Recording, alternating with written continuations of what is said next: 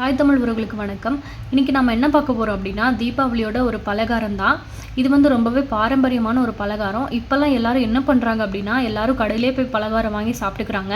ஆனால் நம்ம இன்றைக்கி அப்படி பண்ண போகிறதில்ல. வீட்டிலே சுவையான முந்திரி கொத்து எப்படி பண்ணுறதுன்னு தான் பார்க்க போகிறோம். இது ரொம்பவே சத்தான ஒரு பலகாரம். இதை நீங்கள் ரொம்ப நாள் வச்சு சாப்பிட்லாம். தீபாவளி முடிஞ்சாலுமே ஒரு 20 நாள் 30 நாள் கூட நீங்கள் வச்சு சாப்பிட்லாம். வாங்க அது எப்படி பண்ணலான்னு பார்க்கலாம். 250 கிராம் பாசிப்பருப்பு எடுத்திருக்கேன். 250 கிராம் பாசிப்பருப்பு நீங்கள் எடுத்தீங்க அப்படின்னா 50 கிராம் புழுங்கல் அரிசி எடுத்துக்கணும். சரிங்களா? 50 கிராம் புழுங்கல் அரிசி நீங்கள் நார்மலாக நீங்கள் சாப்பாட்டுக்கு என்ன அரிசி யூஸ் பண்ணுவீங்களோ அதை எடுத்துக்கலாம். இப்போ அந்த அரிசி நீங்கள் ரேஷன் அரிசியாக கூட இருக்கலாம். சரிங்களா? ஒன்றுமே பிரச்சனை கிடையாது. இந்த அளவில் நீங்கள் எடுத்துக்கோங்க. ஒரு முறி தேங்காய் எடுத்திருக்கேன். இப்போ தேங்காவை 2ஆக உடைச்சிங்கன்னா ஒரு பாதியும் இருக்கும்ல, அதில் ஒரு பாதி தேங்காவை நல்லா துருவி எடுத்து வச்சுருக்கேன்.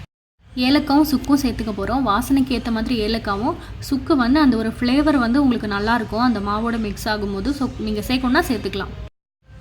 தேவையான அளவு எள்ளு எடுத்துக்க போகிறோம். இந்த ஒரு பலகாரத்தோட முக்கியமான ஒரு பொருள் பார்த்திங்கன்னா கருப்பட்டி. சரிங்களா? இதில் நான் எந்த அளவு எடுத்திருக்கேன்னா 1/4 கிலோ எடுத்திருக்கேன். இதை இந்த மாதிரி ஒன்றும் பாதியமாக தட்டி வச்சுருக்கிறேன். இது இந்த இதுக்கு நீங்கள் சேர்த்து பண்ணும்போது ரொம்பவே டேஸ்ட்டாக இருக்கும். வாங்க இப்போ நம்ம இந்த பருப்பையும் அரிசியும் நல்லா பொன்னிறமாக வர்ற வரைக்கும் வறுத்துட்டு அரைச்சி எடுத்துக்க போகிறோம். இந்த மாதிரி வர்ற வரைக்கும் அரைச்சி எடுத்துக்கோங்க. இது நீங்கள் ரைஸ் மில்லில் கொடுத்து கூட அரைச்சி பல்காக வீட்டில் வச்சுக்கலாம். பாருங்கள், நம்ம எடுத்து வச்சுருக்க ஒரு முறி தேங்காவை பாத்திரத்தில் போட்டு நல்லா வறுத்து எடுத்துக்க போகிறோம். தேங்காய் வறுக்கும் போது லோ ஃப்ளேமில் வச்சுக்கோங்க. நல்லா மெதுவாக வதக்குங்க. பொன்னிறமாக வர்ற வரைக்கும் வதக்கணும். கரிஞ்சிடக்கூடாது. ஸோ கைவிடாமல் கிளறிட்டே இருங்க. இந்த மாதிரி ஒரு 10 நிமிஷத்துக்கு அப்புறம் இந்த கன்சிஸ்டன்சிக்கு வந்திருக்கு. இன்னும் கூட கொஞ்சம் நேரம் நம்ம வதக்கிக்கலாம். இது நல்லா வதங்கினதுக்கப்புறம் நம்ம அரைச்சி வச்சுருக்கோம்ல அந்த மாவோட இதை சேர்த்துக்க போகிறோம். இதை நம்ம எடுத்து வச்சுருக்கோம்ல கருப்பட்டி, அதை கொஞ்சமாக தண்ணி சேர்த்து நம்ம பாகு பண்ணிக்க போகிறோம். இது கரெக்டாக ஒரு கம்பி பதம் அளவு வர்ற வரைக்கும் நீங்கள் அடுப்பில் வச்சுட்டு இருக்கணும். லோ ஃப்ளேமில் வச்சுக்கோங்க. ஏன்னா முருகிற போது பாவு என்றைக்குமே முருகுனா பொருள் நல்லா இருக்காது. பார்த்திங்கன்னா தெரியும். இந்த மாதிரி பண்ணிங்கன்னா ஜஸ்ட் ஒரு கம்பி பதம் வரணும். அதை நம்ம கொஞ்சம் கொஞ்சமாக ஃபில்ட்ரு பண்ணி நான் இதில் சேர்த்து நல்லா மாவை கிளறி எடுத்துக்க போகிறேன். அரிச்சு எடுத்துக்கோங்க. ஏன்னா கருப்பட்டியில் மண் இருக்கும். இந்த பதத்துக்கு வர வரைக்கும் கொஞ்சம் கொஞ்சமாக கருப்பட்டி பாகு சேர்த்து நீங்கள் இந்த மாதிரி பிசைஞ்சு வச்சுக்கோங்க. கையில் கொஞ்சமாக எண்ணெய் தடவிட்டு கொஞ்சம் கொஞ்சமாக எடுத்து இந்த அளவுக்கு எடுத்து நல்லா உருண்டை பிடிச்சிக்கோங்க. இந்த மாதிரி எல்லாத்தையும் எடுத்து வச்சுருங்க. நல்லா காயணும். ஆனால் ஃபேன் காற்றுல போட்டு காய வைக்காதீங்க. இது நான் முதல்ல பிடிச்ச உருண்டை சீக்கிரமாக காஞ்சிருக்கு பாருங்கள். இந்த மாதிரி காஞ்சி வரணும், கையில் ஒட்டாமல்.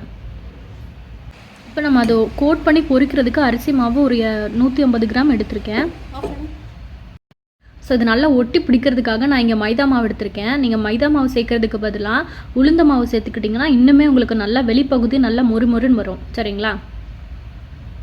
கூட ஒரு சிட்டிகை மஞ்சள் தூள் உப்பு சேர்த்துக்கிறேன்.